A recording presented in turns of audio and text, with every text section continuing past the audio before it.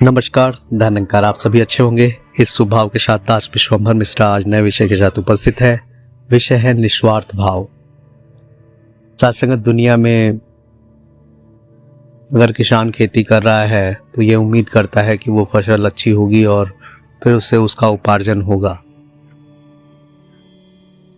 हर रिश्ता कहीं ना कहीं स्वार्थ से जुड़ा हुआ है, लेकिन वहीं पे एक माँ बेटे का रिश्ता है कि माँ बच्चे को जन्म देती है, पालन पोषण करती है और फिर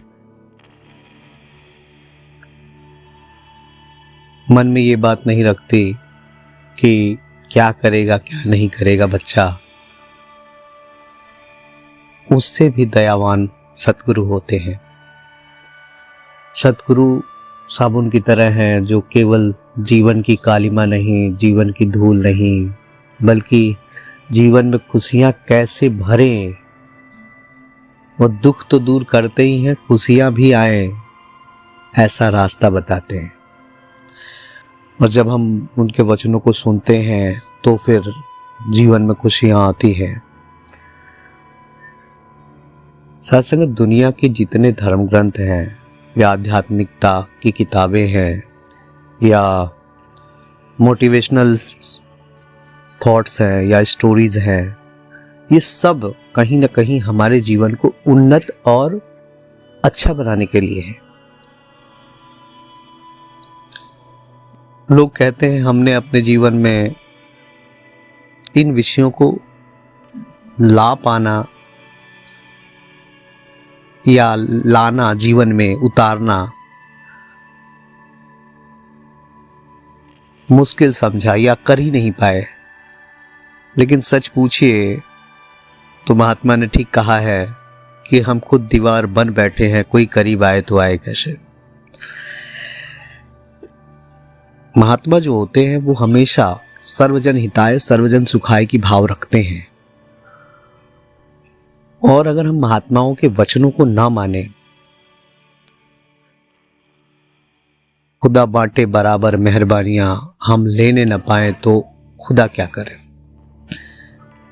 कि मिल तो रहा है लेकिन हम अगर उपयोग नहीं करते तो फिर दुखी हैं। महात्मा का जो स्वार्थ है वो सबके भले में है। उनका स्वार्थ बस इतना है, तो इसे स्वार्थ नहीं कहेंगे, इसे निस्वार्थता कहेंगे कि कितने निस्वार्थ हैं। चाह गई चिंता गई मनवा बेपरवाह, जिसको कुछ नहीं चाहिए वही शहंशाह। शहंशाह यहाँ पे वो है जिसके पास कुछ ना होते हुए भी सब कुछ समाज को दान दे रहा है, समाज में शांति स्थापित कर रहा है, लोगों को प्रेम से रहने की सीख दे रहा है। जिक्र करे तू शाद, फिक्र करे सो बावरा। कि अगर फिक्र कर रहे हो तो बेवकूफ हो। हर आदमी जानता है कि कोई कुछ लेके नहीं जाएगा, लेकिन फिक्र करे सो बावरा, जिक्र करे सो शाद। कि परमात्मा का नाम, इसका यशोगान जो हमारे मन को शांत रखती है, हमारे हृदय और चेतनता को तसल्ली देती है, इसका नाम ही सुखदाई है। और कहते हैं स्वार्थ में रह के आदमी बहुत कुछ अच्छा या खराब करता है। स्वार्थी लोग कभी अच्छा करते ही नहीं है, वो केवल अपना अच्छा चाहते हैं। इसलिए निस्वार्थ होना जरूरी है। हम जब निस्वार्थ होने लगेंगे तो हमारा जीवन अपने आप, जहां सुमति तहां संपत्ति नाना। हमारी सुमति अगर हो गई हमारे अंदर तो संपत्ति स्वाभाविक रूप से हमारे पास है, क्योंकि संतोष धन है। और हमें मैं भी भूखा ना रहूं साधु ना भूखा जाए के भाव से अगर हम युक्त हो जाते हैं तो जीवन कल्याणकारी है, उत्तम है, जीवन का उद्देश्य हमारा सफल हो रहा है। अन्यथा इस पे भी विचार करने की आवश्यकता है।